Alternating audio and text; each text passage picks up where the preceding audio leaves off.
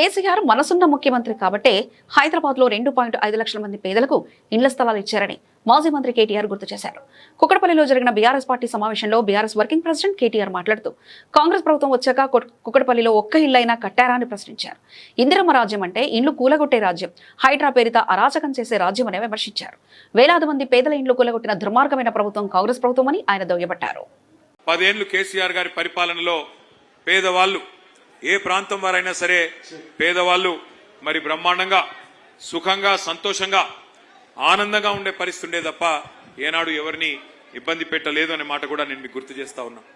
ఉదాహరణకి ఎక్కడన్నా తెలిసో తెలియకో ఒక పేద బిడ్డ ఏదో గ్రామీణ ప్రాంతం నుంచి వచ్చిన వాళ్ళు కావచ్చు, లేదా హైదరాబాద్లోనే ఇతర ప్రాంతాల నుంచి వచ్చిన వాళ్ళు కావచ్చు, ఏదన్నా గవర్నమెంట్ జాగాలో తెలిసో తెలియకనో మరి 20 గజాల్లో 30 గజాల్లో 40 గజాల్లో ఒక గుడిసెనో ఒక షెడ్డో ఒక ఇల్లు కట్టుకుంటే ఒక మనసున్న ముఖ్యమంత్రి కాబట్టే కేసీఆర్ గారు ఆనాడు జీవో నంబర్ 58 జీవో నంబర్ 59 కింద 2.5 లక్షల మంది పేదలకి ఇదే హైదరాబాద్ మహానగరంలో పట్టాలు ఇచ్చినారు అనే మాట నేను మీకు గుర్తు చేస్తా ఉన్నా.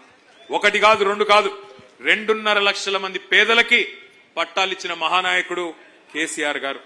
మరి ఈరోజు కాంగ్రెస్ ప్రభుత్వం వచ్చింది, 2.5 ఏళ్ళు అయింది. ఈ 2.5 ఏళ్లలో ఒక్కసారి ఆలోచన చేయండి. హైదరాబాద్ మహానగరంలో మీ కుకట్పల్లి నియోజకవర్గంలో ఒక్క ఇల్లన్న కట్టినరా కాంగ్రెస్ వాళ్ళు? ఒక్క ఇటుకనన్న పెట్టిండా? కనీసం ఎక్కడన్నా కనీసం ఒక ఇంటికి ముగ్గుపోసిండా? ఇందిరమ్మ రాజ్యం, ఇందిరమ్మ రాజ్యం, ప్రజాపాలన, ఇందిరమ్మ ఇండ్లు, ఇవన్నీ డైలాగులు. కానీ ఏం చేస్తున్నది ఇందిరమ్మ రాజ్యం? ఇందిరమ్మ రాజ్యం అంటే శనివారం ఆదివారం వచ్చిందంటే ఇండ్లు కూలగొట్టే రాజ్యం, హైడ్రా పేరిట అరాచకం చేసే రాజ్యం ఇందిరమ్మ రాజ్యం. గుర్తు తెచ్చుకోండి, ఎక్కడో కాదు మీ కూకట్పల్లిలోనే మీ ఎమ్మెల్యే గారు పిలిస్తే నేను వచ్చినాను. బుచ్చమ్మ అని చెప్పి ఒక మహిళ, బుచ్చమ్మ ఒక మహిళ, పాపం ఆమె ఇంటి మీద నోటీస్ వేసినారు హైదరాబాద్, నీ ఇల్లు కూలగొడతామని చెప్పి. ఆమె సొంత ఇల్లు కూలిపోతుందనే బాధతోని వాళ్ళ బిడ్డ ఇంటికి పోయి బాలానగర్లో ఆత్మహత్య చేసుకున్నది, ఉరిబోసుకున్నది, భయంతోనే చచ్చిపోయింది. అట్లా ఒక బుచ్చమ్మ గారు కాదు, ఇవాళ రాష్ట్ర వ్యాప్తంగా వేలాది ఇండ్లు, అది ఖమ్మంలో వెలుగుమట్ల కావచ్చు, మహబూబ్ నగర్ లో ఉండే దివ్యాంగుల కాలనీ కావచ్చు, హైదరాబాద్ లో హైడ్రా పేరిట మూసీ పేరిట చేసే అరాచకం కావచ్చు.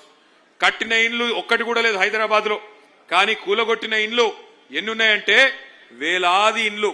ఇవాళ గరీబోళ్ల ఇండ్లు, గరీబోళ్ల కొంపలు ఇష్టం వచ్చినట్టుగా ఈ 2.5 ఏళ్లలో కూలగొడుతున్న ఒక చెత్త ప్రభుత్వం, దుర్మార్గమైన ప్రభుత్వం కాంగ్రెస్ ప్రభుత్వం.